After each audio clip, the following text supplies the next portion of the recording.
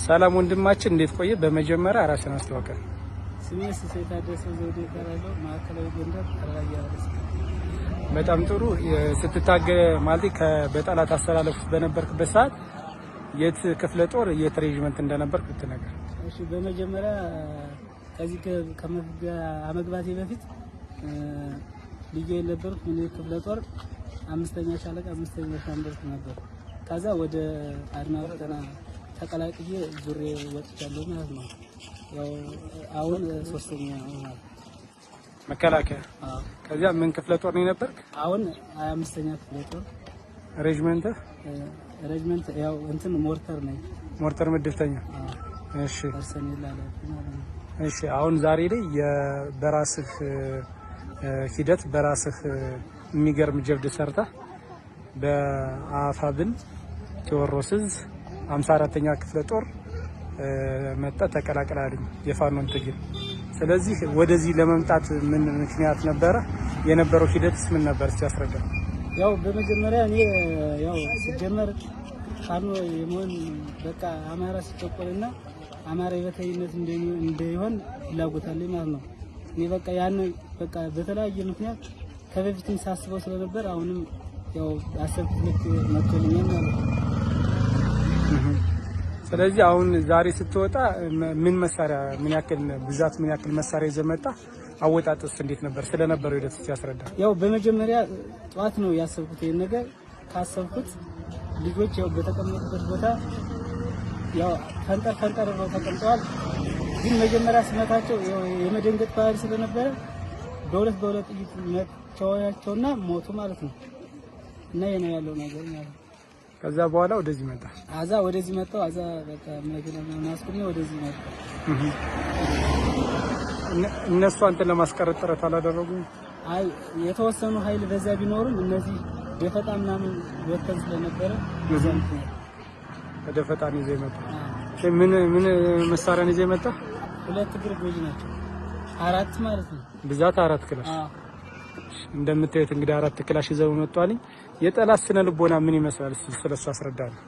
ያው ጠላት ከዛ ያሉ የአማራ ልጆች አሉ፣ የኢትዮጵያ ልጆች አሉ፣ ኦሮሞም፣ ትግሬዎችም፣ ወላይታም ሲዳማም ሊኖር ይችላል። እና የመዋጋት አቅማችሁ ምን ያክል ነው? ፍላጎታችሁ ምን ያክል ነው? እስቲ ይሄን አስረዳኝ። ያው ጠላት ሲጀመር በመጀመሪያ ፈራ ተባ ምናምን ይላል ማለት የመቅጠም እንትንም አይኖርም ማለት ነው። ግን ደግሞ በቃ ምንም ይፈራሉ ማለት ይቻላል። ትግሉን አምናችሁበት ነው እየተዋጋችሁ ያላችሁት? አይ ትግሉን ያላመንኩበት ማለት ባምንበት ኑሮማ እዚህ ዙሪያ ለመምጣት ሀሳብ አልነበረኝም። ግን በቃ ቁጭትና ልክ ይዞኝ ነው በቃ አማራነቴን ለማሳወቅ ያን ነው ነገር ያደረኩት ማለት ነው። እና ነው ግን አሉ የአማራ ልጆች አንዳንድ ቢኖርም አኛ ክፍለ ጦር አሁን የተወሰኑ ልጆች ነበሩ፣ እነሱም እየወጡ ሄደዋል ማለት ነው።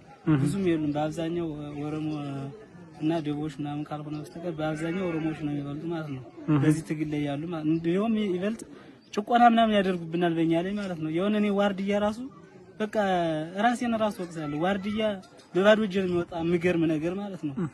ባዶ እጅን እየወጣው በቃ ምንም አንድ ቀን እንኳን መሳሪያ ሰጥቶኝ አላውቅም እስካሁን ድረስ ካዛ ካለው ጀምሬ ማለት ነው። ግን ፈጣሪ ብሎት ዛሬ ከዚህ ላደረሰኝ አመሰግነው እገባለሁ ማለት ነው። እና ይሄ ነው ያለው ነው። በጣም ጥሩ። ምናልባት ማስተላለፍ የምትፈልገው ለኢትዮጵያ ሕዝብ፣ ለፋኖ ሰራዊት፣ ከዚያም ደግሞ ጠላት ውስጥ ጋር ለቀሩ ጓደኞችህ ማስተላለፍ የምትፈልገው መልእክት ካለ እድል ልስጥህ። እሺ፣ አመሰግናለሁ። ያው እኔ ማስተላለፍ የምፈልገው አማራ በመሆናችን አዛ ያሉ ልጆችም ወደኛ መተው በቃ እንደኔ ማለት ነው ጥሩ ስራ ሰርተን የበላይነት በቃ በአማራው ውስጥ የበላይነት እንዲኖርና እፈልጋለሁ ማለት ነው። እና ይሄ ነው ያለው ነገር። ሰው ትግሉ እንዲቀላቀሉ ነበር። አዎ ወደዚህ እንዲመጡ እፈልጋለሁ ማለት ሁላቸውም መተው ልክ በዚህ ባለው በቃ ሰው ማለት መቼም አንዳንድ ነገር በተለያየ ምክንያት ሳያውቁም ሆነ ባለማወቅም የገቡ ልጆች ይኖራሉ። ግን እነሱ መተው ከኛ ጋር ልክ እንደኔ አብረው ትግሉን ቢቀጥሉና ያለውን ነገር በሂደት እናየው የሚል ሀሳብ። በጣም ጥሩ። እንኳን ደህና መጣ ብለናል ወንድማችን፣ እናመሰግናለን።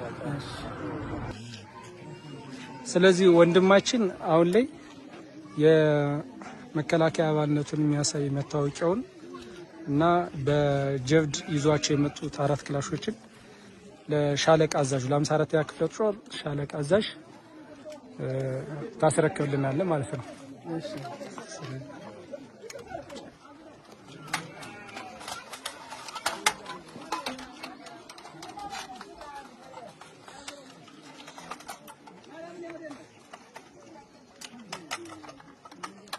መታወቂያውንም ጀርባውን አሳየን።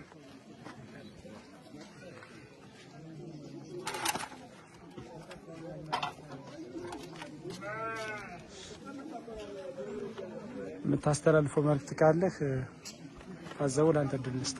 ያው እድል ስለተሰጠኝ አመሰግናለሁ። ያው ማስተላልፈው መልዕክት ያው የሱ ጓደኞች ስላሉ መልዕክት ደርሳቸውና እንደሱ ጆብ ሰርተው ወደዛ ተቀላቅለው ያው ቤተሰባችን እየተጨቆረ ስለሆነ አማርኛ በምንናገርበት ብቻ እየተጨቆረ ስለሆነ እነሱም ያው የሱን እድል አይተው መጥተው የሚቀላቀሉና ተንከባክበን ተቀብለን ወደ ሀገራቸው እንመጣለን ነው የምለው። አመሰግናለሁ ወንድማችን። በመጨረሻ አንድ ጥያቄ፣ ስትመጣ የፋኖችን አቀባበል እንዴት አገኘው? አይ ምርጥ ነው። በጣም በሚገባ ነገር ተንከባክበው ምናምን በቃ ልብስም ቅያሬ ልብስ ጫማም የተለያየ ድጋፍ ብር እስከ መስጠት ድረስ ያው ቢያንስ በቃ ከ100,000 ብር በላይ ነው ብር እንኳን የሸለሙኝ ማለት ነው። እና ይሄ ነው ያለው ነገር። እሺ እናመሰግናለን።